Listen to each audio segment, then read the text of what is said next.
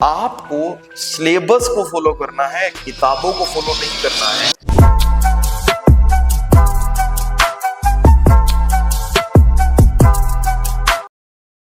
बच्चे अक्सर इस पढ़ाई में परेशान रहते हैं, जूझते रहते हैं, दर बदर घूमते रहते हैं कि हमें कोई राइट स्टडी मटेरियल मिल जाए।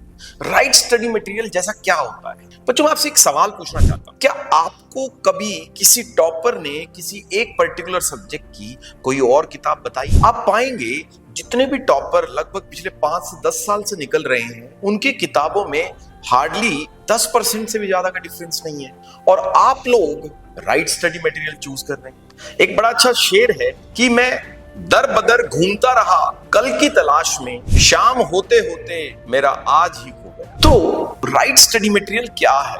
राइट स्टडी मटेरियल आपको ये समझना है, आपका बेस डेवलप करे।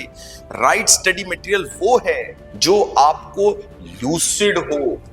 लूसिड मतलब कि इतना सरल हो कि आपको ये बात बहुत अच्छे से समझ में आ जाए कि जैसे हिस्ट्री है कि इंडियन इंडिपेंडेंस मूवमेंट क्या थी, नॉन कॉपरेशन मूवमेंट क्या था, सिविल डिसोबीडियंस मूवमेंट क्या था, इन दोनों में डिफरेंस क्या था। आपको ऐसे सोर्सेज नहीं उठाने हैं जो आपकी समझ से बाहर हो सकता है यू आर एन IITian, हो सकता है you are the best mind of India, but अगर आपको वो चीज नहीं समझ में आ रही है तो वो टॉपिक आपको नहीं उठाना है। उस किताब से आपको वो किताब चुननी है जो आपको समझ में आए। आपको सिलेबस को फॉलो करना है, किताबों को फॉलो नहीं करना है। तो सिलेबस, जो भी किताब वो पर्टिकुलर टॉपिक, जैसा कि हमने प्रीवियस वीडियो में देखा कि आप स्मॉलर कंपोनेंट में अपने टॉपिक्स को डिवाइड कर लेते हो। अगर आपकी वो किताब उस स्मॉलर कंपोनेंट को कवर कर रही है तो उतना ही पढ़ें उस किताब से, उससे ज्यादा उस किताब से ना पढ़ें। पेज फाड़ें उस किताब से, उस किताब को बोले चल हट, और उस किताब के वो पेजेस अपने नोट्स में ऐड कर लें। इस प्रकार आप अगर सिलेबस फोकस्ड तैयारी करते हैं, लूसिड मटेरियल होना चाहिए, क्लियरली एक्सप्लेन्ड होना चाहिए, रिलायबल मटेरियल होना चाहिए। आपको कोई और मटेरियल पढ़ने की जरूरत नहीं है। हर साल एक ना एक टॉपर की किताब निकलती है। इसका मतलब ये है कि वो किसी पर्टिकुलर स्टैंडर्ड बुक से बेटर होती है, तभी जाकर वो किताब बिकती है।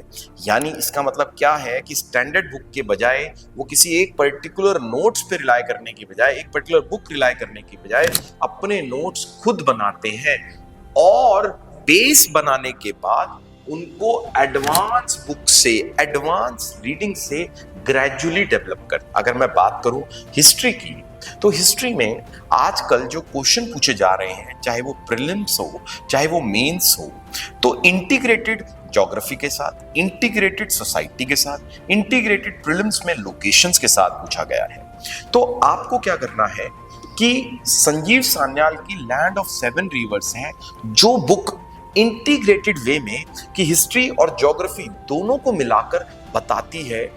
बट ये किताबें पहले दिन फॉलो नहीं करनी है, ये आपको एडवांस रीडिंग ग्रेजुअली फॉलो करनी है।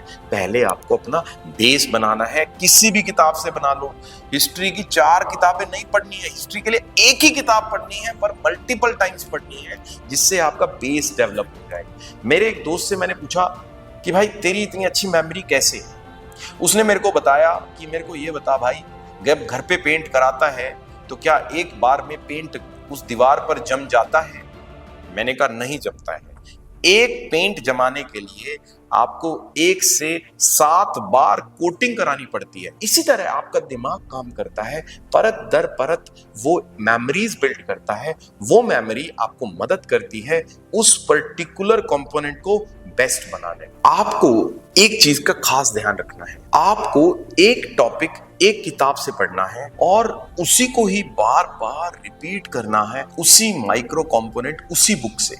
बच्चे बोरियत की वजह से, किसी डर की वजह से या किसी अट्रैक्शन की वजह से कोई और किताब पढ़ने शुरू कर देते हैं सेम टॉपिक के लिए, ताकि उनको डोपामाइन मिले।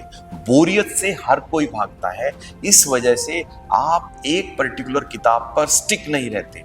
लेकिन अगर आपके अंदर डिसिप्लिन है, आप अपने इरादों के लिए पाबंद हैं, तो आप एक ही किताब को फॉलो करें, ग्रेजुअली आपके दिमाग में रजिस्टर्ड हो जाएगी डीप मेमोरी। जैसे अगर एक किताब से आपको नॉलेज मिल गई कि भारत की कैपिटल दिल्ली है, दूसरी किताब से एनालिसिस की दिल्ली इतना पॉल्यूटेड क्षेत्र क्यों है, या दिल्ली का कॉन्स्टिट्यूशनल स्टेटस क्या है, ग्रैस्प करने में मदद मिलेगी। तो इस तरीके से आपका दिमाग काम करता है, जिसको ये छोटा सा प्रिंसिपल हम समझ नहीं पाते हैं, जिसकी वजह से हम एक ही टॉपिक के लिए 15 किताब पढ़ लेते हैं, जो इस एग्जाम में आपकी जर्नी को 1 साल की बजाय 15 साल कर